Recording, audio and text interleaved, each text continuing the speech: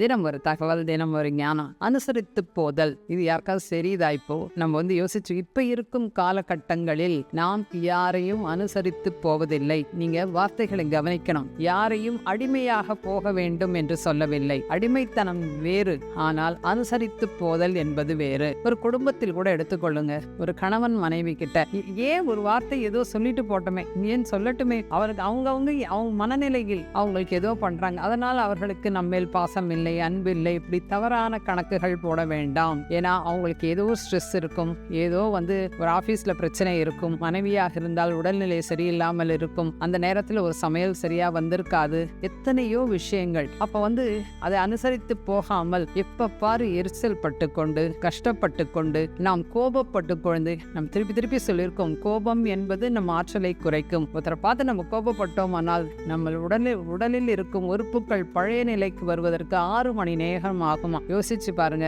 தேகமே தேவாலயம்னா அந்த தேகத்தை நாம் யாருக்காகவும் பாழ்படுத்திக் கொள்கிறோம். அனுசரித்து போதல், ஏற்றுக்கொள்ளுதல், இது எல்லாம் தான் வாழ்க்கையின் வெற்றி.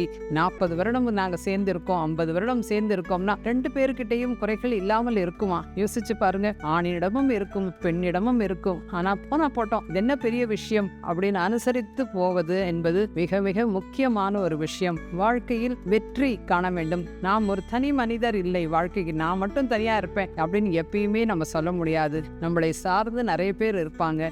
அதற்காக நாம் குடும்பத்திற்காக அனுசரித்து போதல் என்பது மிக முக்கியமான ஒரு விஷயம். இன்னொன்னு, அது மனசுல போட்டு சுமக்காதீங்க.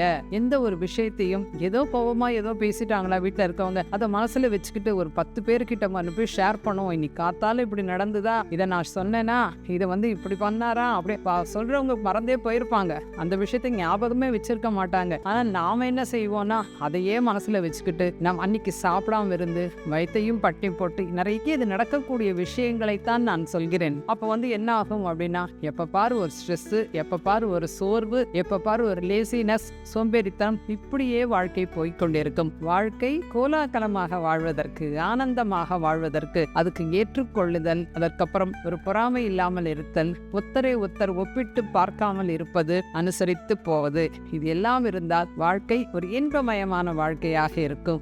நாம் தான் தேர்ந்தெடுத்து கொண்டோம் வந்தோம் இந்த வாழ்க்கை, இந்த மனைவி வேண்டும், இந்த கணவன் வேண்டும், நாம தான் தேர்ந்தெடுத்து கொண்டு வந்தோம். அப்ப நம்ம எப்படி அதை கொண்டு போனோம்? ஏன்னா தியானத்திற்கு வந்தாச்சு, நமக்கு தெரியும் இந்த பாடங்கள். தெரிந்த பிறகும் நாம் தவறான பாதையில் போகக்கூடாது. 8 வருஷம் தியானம் பண்றேன், 10 வருஷம் தியானம் பண்ணேன், நான் எனக்கு இன்னமும் அப்படிதான் இருக்கு அப்படின்னு சொன்னா நீங்கள் சரியாக தியானம் செய்யவில்லை என்ற ஒரு அர்த்தம். அதனால் தொடர்ந்து ஞானமாக தியானத்தை தெரிந்து கொள்வோம், தொடர்ந்து தியானம் செய்வோம். தேவையில்லாத குப்பைகளை அகற்றிவிட்டு அனுசரித்து போய் வாழ்க்கையை கொண்டாட்டமாக, ஆனந்தமாக வைத்திருப்போம். இதற்கு தியானம் மிக முக்கியம். நன்றி.